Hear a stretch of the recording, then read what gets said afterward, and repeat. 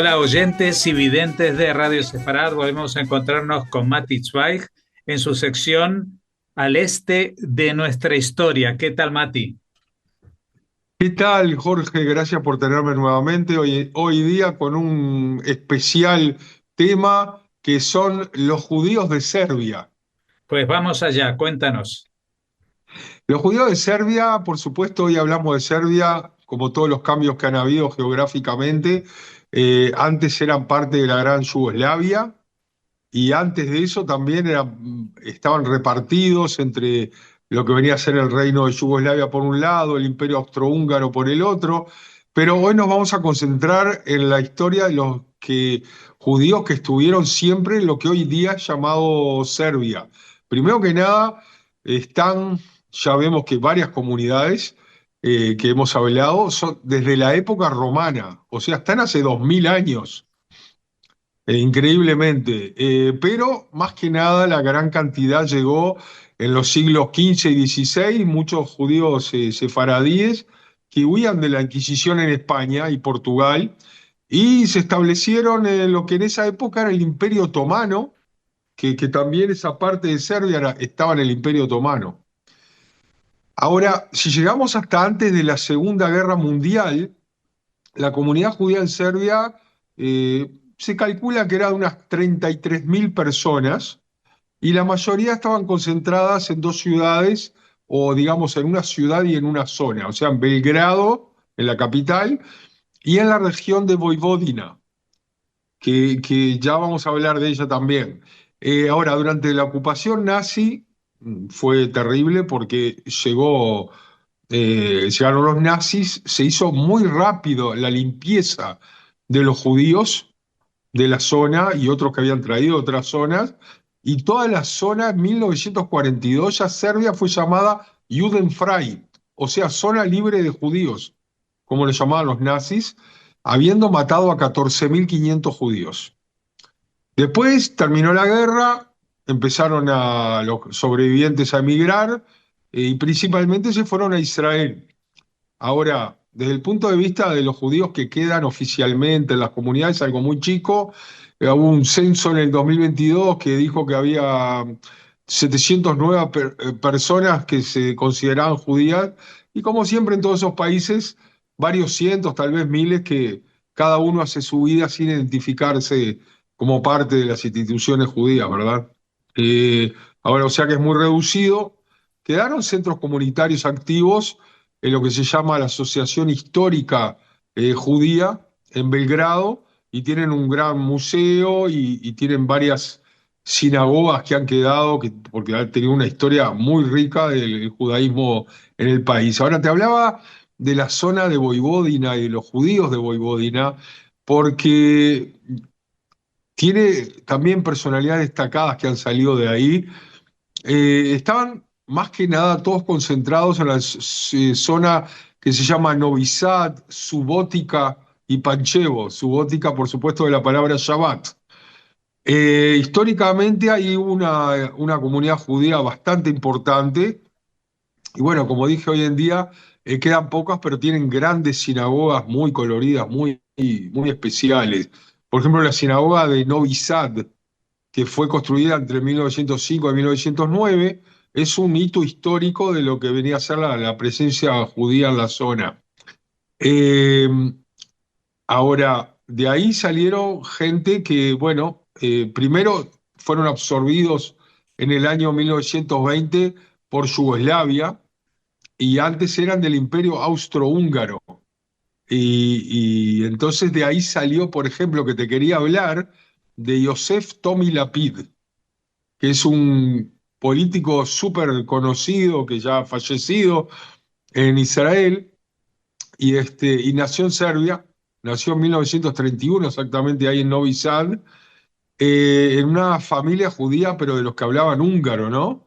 Y el padre lo mataron en el campo de concentración de Mauthausen, y la madre y a él lo rescató Raúl Wallenberg, porque se escaparon a Budapest y estaban escondidos en cloacas o bajo todo tipo de sótanos durante como un año y medio, 2 años casi, y Raúl Wallenberg lo sacó de Budapest. Ahora, él históricamente se llamaba Tomislav Lampe, se cambió a Yosef Tomi Lapid, fue a Israel y fue un periodista muy famoso y muy mordaz y muy crítico y muy laico, era muy antirreligioso, que él decía que eso fue lo que él sacó como consecuencia de su experiencia en el Holocausto y trabajó durante muchos años en el periódico Maariv, pero después, y estuvo en la televisión, en programas de discusiones políticas y de todo un poco, y fundó a principios de los 2000, o finales del 2099, un partido llamado Shinui, que fue un partido muy importante, donde estaba, si te acordás, Amnon Rubinstein, gente que fue de alta talla en los años 90 y a principios de los 2000. Y siempre defendió esa postura muy laica, muy liberal, y llegó a ser, tuvo cargos como ministro de Justicia, fue viceprimer ministro y también fue presidente del Consejo de Yad Vashem. Y tiene un hijo famoso, que es Yair Lapid, que siguió los pasos de él como político y llegó a ser en el 2022 primer ministro de Israel, ¿verdad? Por 6 meses nada más, pero fue primer ministro. Ahora, de cualquier manera, uno en otras veces hemos tratado gente importante, famosa, y han salido, a pesar de no ser tan numerosos, gente famosa como periodistas, actores de teatro, actores de cine, cabalistas también en el pasado, pero alguien muy importante que hay que destacar de esa comunidad es David Al-Balá, que nació en 1886 y murió en 1942. David Al-Balá fue médico, militar, diplomático y líder de la comunidad judía en Serbia durante la primera mitad del siglo XX. Nació en Belgrado, que era el reino de Serbia, en una familia judía sefaradí. Tuvo una carrera médica y militar porque estudió medicina y sirvió como médico en el ejército serbio durante las guerras balcánicas y también en la Primera Guerra Mundial. Era un ferviente activista sionista y en la Primera Guerra Mundial fue enviado en misión diplomática a Estados Unidos y promovió la causa serbia y el sionismo a la vez. Y jugó un papel clave en apoyar el apoyo de la diáspora, digamos, conseguir el apoyo de la diáspora de los judíos estadounidenses que apoyen a Serbia. Ahora, en los años 30, él era representante judío, digamos, del reino de Yugoslavia y estuvo en todos los foros internacionales que combatían el antisemitismo. Y justamente murió en la Segunda Guerra Mundial, pero no en el frente, sino en Washington, en 1942, porque él estaba como agregado militar de Yugoslavia y, incluso murió sin saber que su familia había sido totalmente asesinada por los nazis. Ahora, imagínate la influencia de una persona así y acordate de la influencia que tuvo Yugoslavia después de la guerra en apoyar a Israel, o sea, a la creación de Israel, en apoyar a Israel con armas. Las armas, o sea, tener el visto bueno de la URSS, pero las armas para luchar contra los británicos y obtener la independencia de Israel vinieron vía Yugoslavia. Todo eso tuvo que ver con una red de gente que se conocían todavía de los años 30 y 40. Así que Al-Balá es recordado como una figura destacada, combinó el nacionalismo serbio con el sionismo y fue uno de los primeros defensores judíos de alto perfil en los Balcanes. Bueno, de esa gente quería hablar. Me gustaría hablar también de cosas más importantes como la comida judía de Serbia. ¿Vos qué te parece? Pues también me parece interesante, claro. Porque la cocina judía serbia es una fusión, ¿verdad? Muy, muy especial, muy rica, con tradiciones sefaradíes y ashkenazíes, pero adaptadas a los ingredientes locales, a la cocina balcánica y también otomana y también del centro de Europa, o sea, un mix genial entre los judíos del este y los balcanes y los otomanos, pero también para los judíos muchos también eran leyes dietéticas kosher y también adaptaban los platos, por ejemplo. Los sefaradí pusieron cosas como el aceite de oliva, las legumbres, los vegetales, los pasteles. Los askenazíes pusieron recetas de Europa del Este y los balcánicos, y Serbio mismo. Se integraron mucho con el pimentón, los quesos y la masa filo, que es esa masa finita y crujiente, ¿verdad? Después tenés los platos que se destacan, digamos, como las burrecas, como o sea, burrecas que es un tipo digamos, de empanaditas rellenas de todo un poco, pero con ese filo especial. Tenés el yarma, que son las hojas de repollo o de parra rellena de carne y arroz.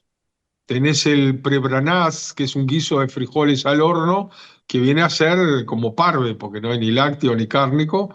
Los pimientos rellenos, el ayvar, el tishpishti, que es un pastel sefaradí empapado con almíbar, sémola y nueces. Es todo muy rico, y como en todas las cocinas judías del este y del sureste y etcétera, muy interesante, muy especial, y también ha influido muchísimo en Israel. Por ejemplo, mi propia hija durante un par de años trabajó en un restaurante en Haifa que se llama Balkan, y hacían comida balcánica simplemente espectacular. Se cerró hace poco por ciertos problemas, pero, o sea, realmente disfrutaba mucho cuando yo iba a visitar ahí. Ahora, te quería, como un último punto, hablarte de que durante el año 2022, ¿verdad? Comenzó a principios la guerra entre Rusia y Ucrania. Y resulta que Serbia recién ahora se está acercando más a Europa, pero durante muchos años tuvieron mucha relación con Rusia, ¿no? Y un pasado común, y incluso desde el punto de vista físico y desde el punto de vista de la lengua, tiene muchas cosas en común con los rusos, y muchos de los rusos que se escaparon, no importa si es por miedo o para no entrar al ejército o para lo que sea, en el 2022 se fueron a Serbia, muchos judíos rusos. Entonces, en esa época yo estaba en la parte de salvataje de los ucranianos que venían a través de Hungría, pero resulta que muchos rusos vinieron de Serbia hacia Hungría para obtener en el consulado la tan deseada emigración a Israel. Y me contaban de que habían llegado por lo menos 140 familias.